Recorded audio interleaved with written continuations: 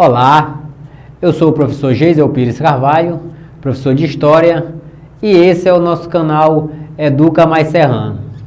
Deixe seu like, inscreva-se no nosso canal e ative o sininho das notificações. Nesse nosso encontro de hoje, nós abordaremos a terceira parte sobre o conteúdo Revoltas na Primeira República, com destaque para a revolta da vacina.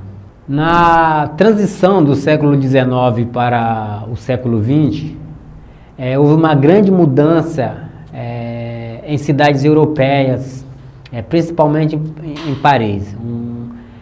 Um processo de desenvolvimento bastante acelerado, assim acompanhado de algumas inovações técnicas. É nesse período que vai se inventar o cinematógrafo, o raio-x além de outros inventos, né? É nesse período também de transição de um século para outro, de 1879, que se tem o advento da energia elétrica. Enfim, tudo isso vai modernizar cidades europeias, principalmente Paris. E parece que Paris vai se tornar um modelo para outras cidades para além da Europa, fora da Europa. E aqui no Brasil também vai se ver o modelo de modernização parisiense. Esse modelo de modernização parisiense vai ser empregado no Brasil. Então, nós sabemos que nesse período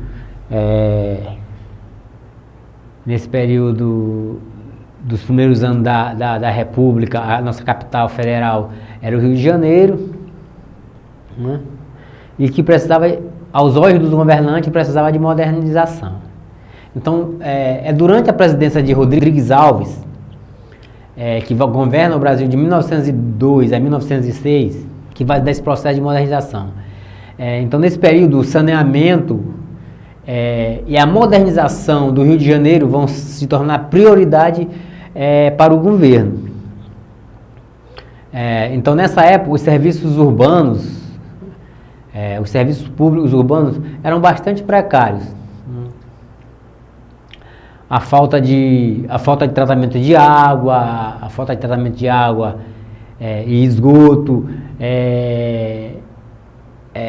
agravava a falta de higiene, e essas condições contribuíam para a disseminação de doenças e epidemias. Então, nesse período, né, essas questões de saneamento, essa falta de higiene na cidade contribuía de forma bastante incisiva para que as doenças e as epidemias se disseminassem, né? E como é que vai se dar esse processo de modernização? Então, inspirado nesse modelo parisiense, como já falamos, vai se construir a Avenida Central, no Rio de Janeiro. Então, para construir essa Avenida Central, que hoje se chama Avenida Rio Branco, então, para construir essa avenida e ficar no centro da cidade, o prefeito autorizou a demolição de casebres e cortiços que era habitado pela população mais humilde do Rio de Janeiro. O prefeito, além de prefeito, também era engenheiro, era o responsável por essa suposta modernização, né? Então, a prefeitura, funcionários da prefeitura vão demolir quarteirões inteiros, né? E nesse processo de demolição vai acabar desabrigando cerca de 14 mil pessoas. Então, 14 mil pessoas que habitavam ali o centro da cidade do Rio de Janeiro vão ficar desabrigadas, né?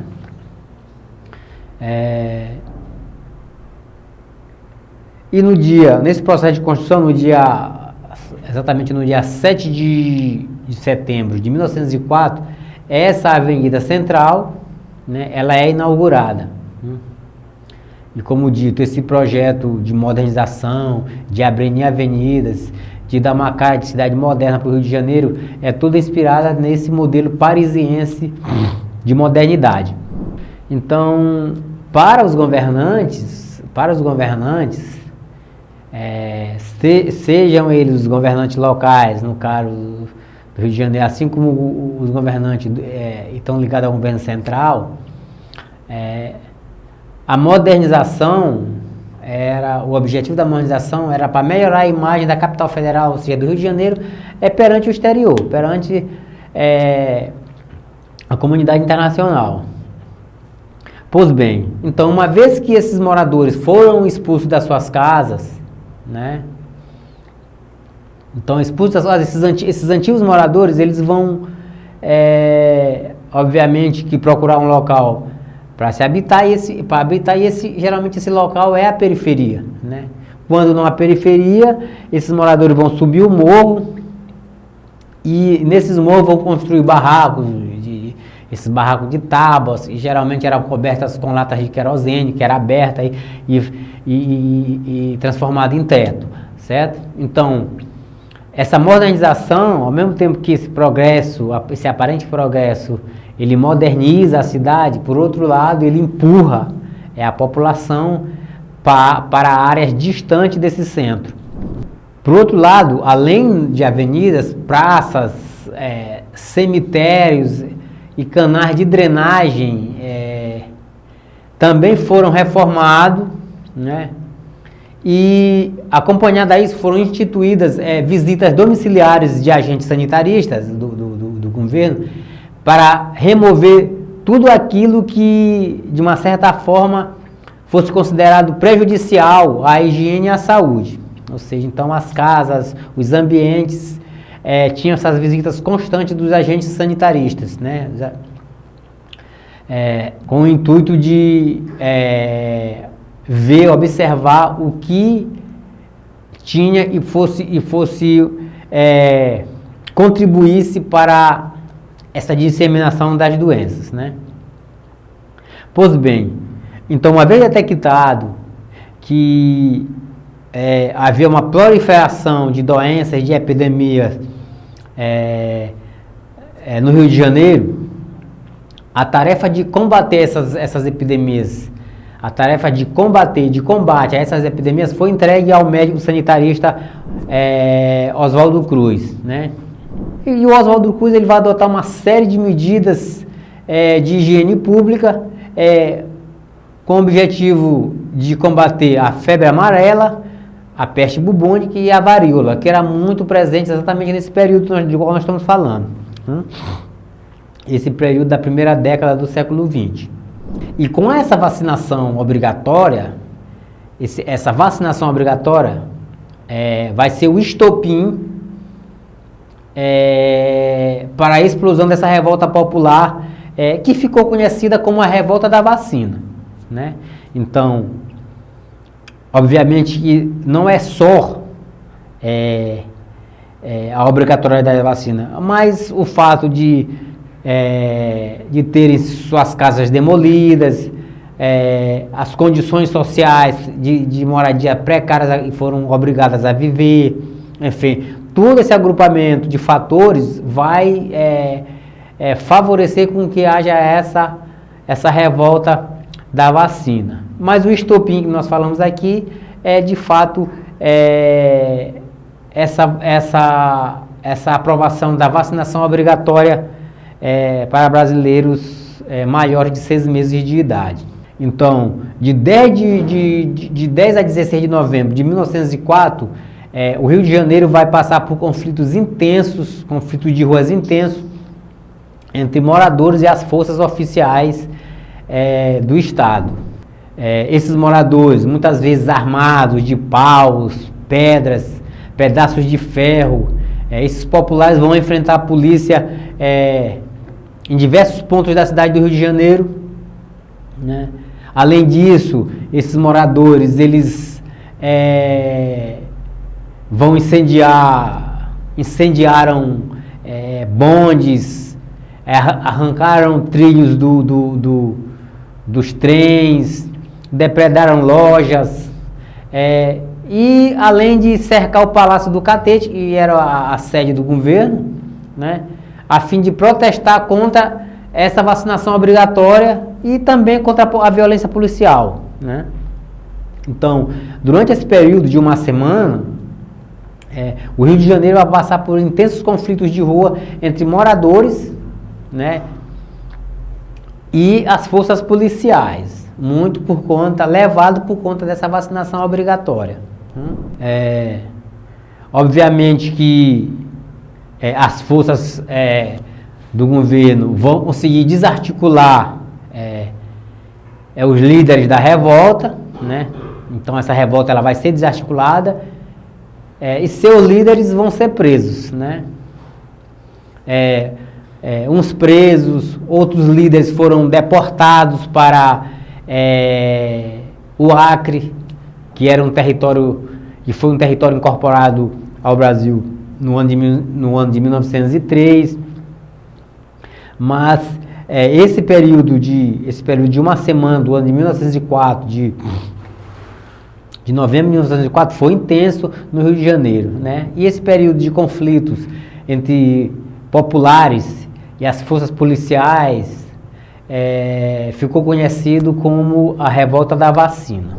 E aí, mas a gente é importante que nós nos perguntemos, mas por que a revolta? Uma vez que a vacina hoje, né, o conhecimento que nós temos hoje é que a vacina ela é benéfica para a população.